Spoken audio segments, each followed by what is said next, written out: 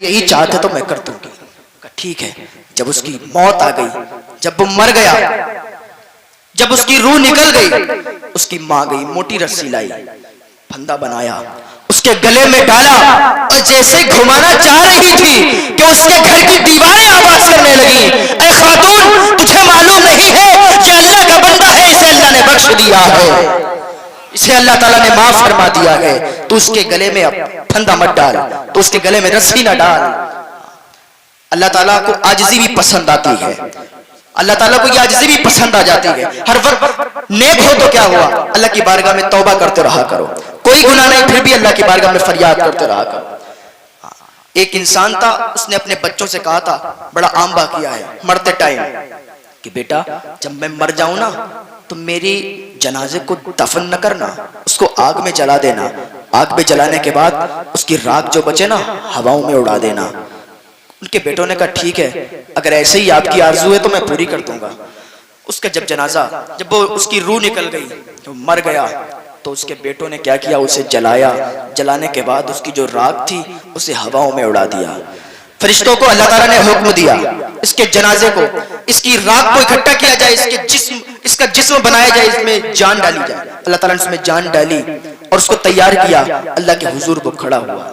اللہ نے فرمایا تو نے ایسا کیوں کیا, تو نے ایسا کیوں کیا؟ اس نے کہا یا اللہ تیرے ڈر سے. اللہ نے فرمایا جب میرے ڈر سے کیا جا تو پھر میں نے تجھے بخش دیا ہے. اللہ کے ڈر سے تو اللہ کی بارگاہ میں دعا کرتے رہا کریں, فریادیں کرتے رہا کریں, توبہ کرتے رہا کریں.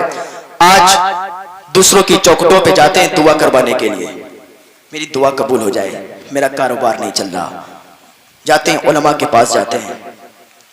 کوئی دعا قبول ہو ہی نہیں سکتی جب تک تمہارے ماں باپ راضی نہیں ہے تم سے, جب تک تمہارے ماں باپ تم سے راضی نہیں ہے کوئی دعا قبول نہیں ہو سکتی. کسی ولی کی چوکھٹ پہ چلے جائیں, کامیابی تمہارے ماں باپ کے قدموں میں ہے. اپنی ماں کے پاس جائیں, باپ کے پاس جائیں, کہ میں فلاں کام میں سکسیس نہیں مل رہی ہے, میں فلاں کام میں پاس نہیں ہو رہا ہوں. تمہاری ماں ایک بار دعا کرے گی, اللہ کے حضور دعا قبول ہو جائے گی اور تم کامیاب ہو جاؤ گے. ماں کی دعا میں تو اتنی اثر ہوتی ہے, اتنا اثر ہوتا ہے کہ ماں اگر دعا کر دے تو پیروں کی زنجیریں بھی ٹوٹ جایا کرتی ہیں. ایک بیٹا تھا, ایک لڑکا تھا, اس کو سپاہی پکڑ کے لے گئے تھے, اس کے پیروں میں زنجیریں ڈال دی.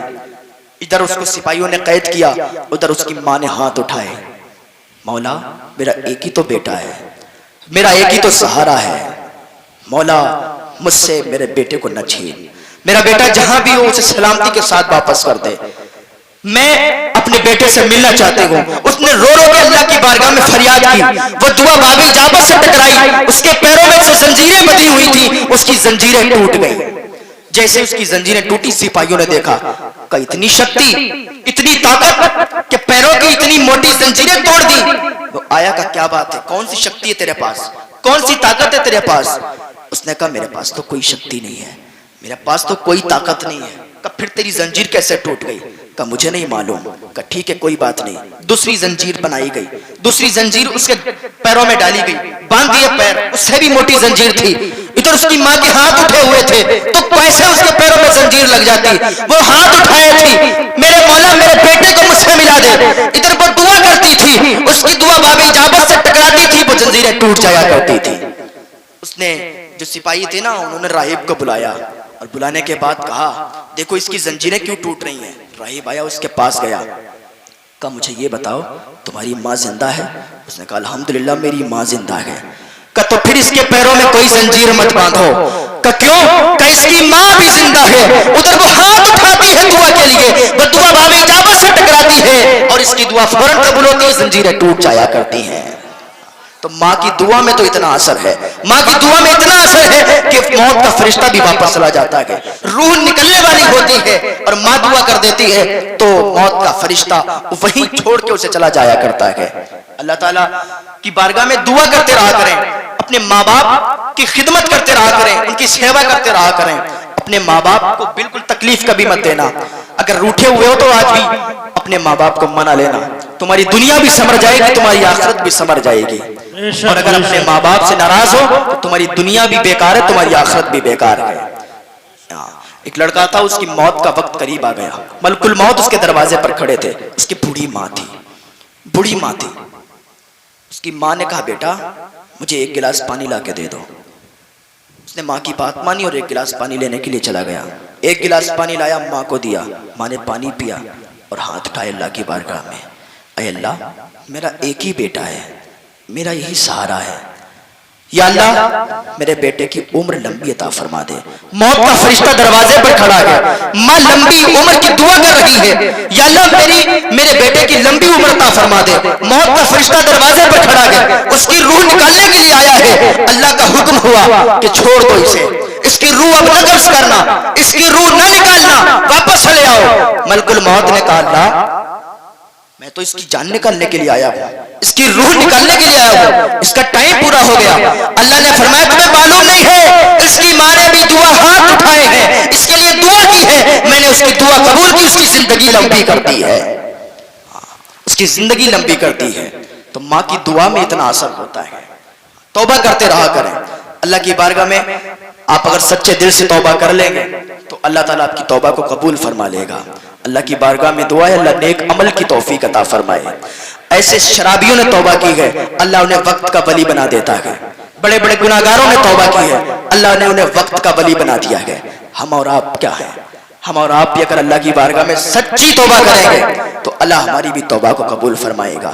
حبیب اجمی انہوں نے توبہ کی، سود کھاتے تھے، دودھ میں پانی ملا کے بیچتے تھے، اور آج یہ رواج بڑا ہو گیا ہے، دودھ میں پانی ملا کے لوگ بیچتے ہیں۔ اللہ سے ڈرا کرو یار، جس کے پاس بھینس ہے نا دودھ میں کبھی پانی مت ملانا۔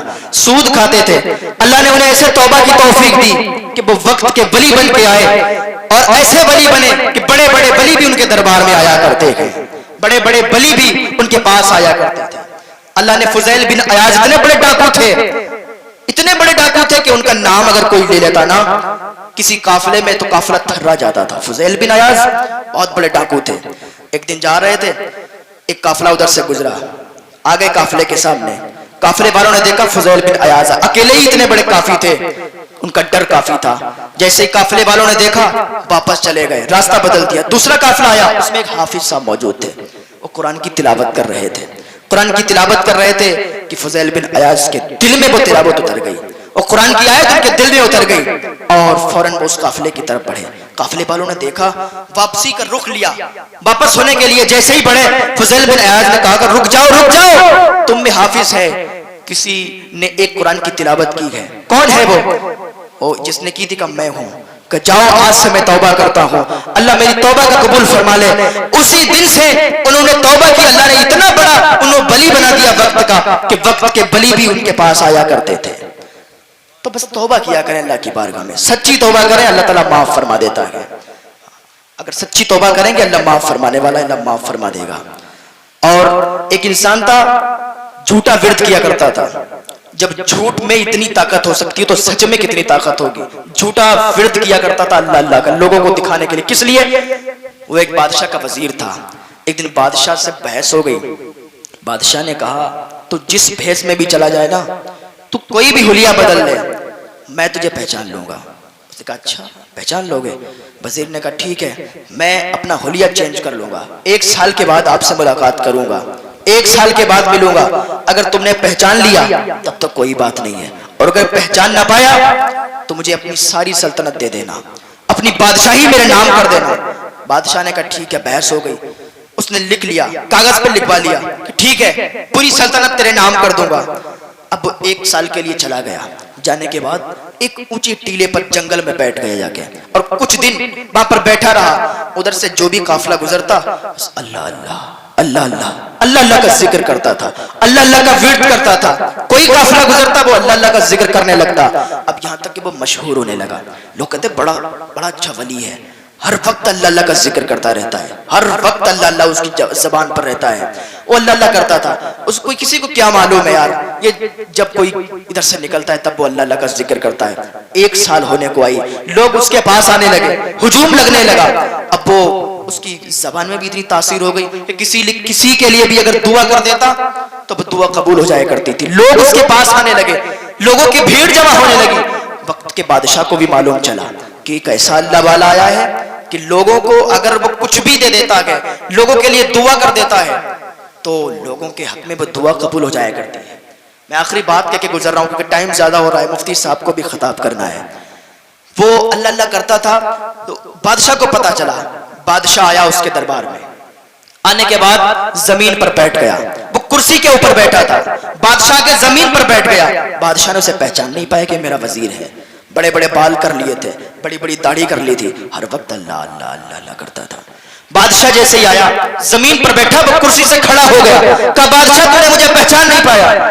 کہا کیا بات کرتے ہو, کون ہو تم؟ کہا میں تیرا وہی وزیر ہوں جس سے بحث تو نے کی تھی. کہا اچھا. کہا میں وہی وزیر ہوں, اور آج دیکھ تو ہی نہیں, یہ دنیا والے بھی میرے پاس آئے گئے, یہ محلے والے بھی میرے پاس ہیں, شہر کے لوگ بھی میرے پاس آئے گئے, اور دیکھ میں نے ایسا حلیہ چینج کیا کہ لوگ بھی میرے پاس آئے, تو بھی میرے پاس آ گیا. اب اپنے کاغذ نکال لے, اپنی بادشاہت میرے حوالے کر دے, تیری بادشاہت اب میری ہو جائے گی. اب تو بادشاہ نہیں رہے گا, اب تو فقیر بن جائے گا, نکل جانا جنگلوں میں, اب تیری بادشاہت میں چلاؤں گا. بادشاہ نے کہا ٹھیک ہے. کاغذ نکالے, سائن کر دیے. سن تو کیا کرتا تھا؟ کہ میں اللہ اللہ کا ذکر کرتا تھا. کب؟ جب کوئی قافلہ گزرتا تھا. کہ سن لے, جب کوئی قافلہ گزرتا تھا تو جھوٹ کی بنا پر تو اللہ اللہ کر کے اتنا مشہور ہو گیا, لیکن اگر تو نے سچ سچ اللہ کا ذکر کیا ہوتا, تو نے سچ سچ اللہ کا ورد کیا ہوتا, تو صرف وقت کا بادشاہ ہی نہیں بلکہ پوری دنیا تیرے قدموں میں آ جاتی, پوری دنیا تیرے قدموں میں آ جاتی. یہ نعرہ تکبیر, نعرہ رسالت, جشن عید میلاد النبی, مسلک اعلی حضرت حضور کا کشا میاں. سبحان اللہ. تو میں عرض کر رہا تھا کہ موت کسی سے نہیں پوچھتی ہے کہ آؤں کہ نہ آؤں. جب وقت پورا ہو جاتا ہے موت آ جاتی ہے, دبوچ لیتی, انسان چلا جاتا ہے.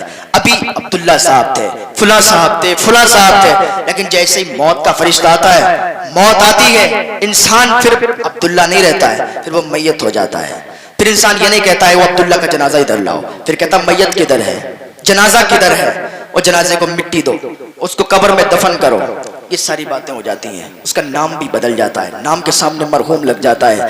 ابھی ہمارے پاس ٹائم ہے, وقت ہے, آ جائیں اللہ کی طرف, اللہ کی طرف لو لگا لیں. اللہ ایک آنسو سے معاف فرما دے گا. اللہ کی بارگاہ میں آپ کا گرا ہوا ایک آنسو, آپ اللہ کی بارگاہ میں روئیں, آپ کا آنسو آپ کے گال تک آ جائے, سمجھ لینا کہ اللہ تعالیٰ نے آپ کو بخش دیا ہے. اللہ کی بارگاہ میں توبہ کیا کریں, اللہ تمہیں معاف فرما دے گا. اللہ بڑا معاف فرمانے والا ہے. قہار بھی ہے, جب اس کی سخت پکڑ ہوتی ہے تو پھر کوئی بچا نہیں پاتا ہے, کوئی نہیں بچا سکتا, لیکن وہ اتنا کریم ہے, اتنا رحیم ہے, 70 ماؤں سے زیادہ پیار کرنے والا ہے. جب وہ بخشنے پہ آتا ہے تو وہ بخش دیتا ہے, معاف فرما دیتا ہے, اور ایسا ہی معاف فرما دیتا ہے, ایسا ہی بخش دیتا ہے جیسے کہ بندے نے کبھی گناہ کیا ہی نہیں ہے. تو اللہ کی بارگاہ میں دعا ہے اللہ ہمیں نیک عمل کی توفیق عطا فرمائے. اللہ کی بارگاہ میں دعا ہے اللہ ہمیں برائیوں سے بچنے کی توفیق عطا فرمائے, علماء سے محبت کی توفیق عطا فرمائے, نماز پڑھنے کی توفیق عطا فرمائے, نماز پنجگانہ ادا کرنے کی توفیق عطا فرمائے. وما علینا الا البلاغ. السلام علیکم ورحمۃ اللہ تعالی وبرکاتہ.